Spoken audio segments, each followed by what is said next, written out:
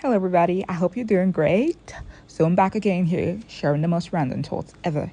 So, today, what popped into my mind is the global production market. And what's about the global production market? Let's get straight to it. One day, I randomly decided to go through the clothing in my closet to see where they were made. So, many of these clothing, I purchased them specifically from the United States, Canada, Europe, particularly from the UK, okay? Because I wanted US brand or Canadian brands or UK brand.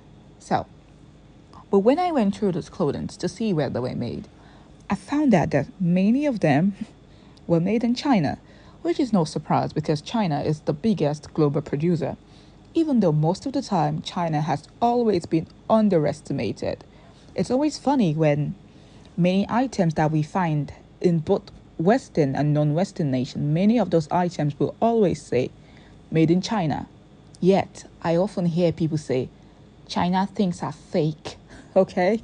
But most of the product that is being used in Western and non Western nations were actually made in China, as they say, made in China. So, other than finding a lot of my clothing saying made in China, I found a lot of them saying made in Bangladesh, made in India, made in Vietnam, made in Indonesia, and made in Mexico, etc. So for me, this is an irony. It's an irony because these nations like Bangladesh, India, Vietnam, Indonesia, Mexico, they have often been overlooked, disrespected, disregarded, seen as poor, cheap.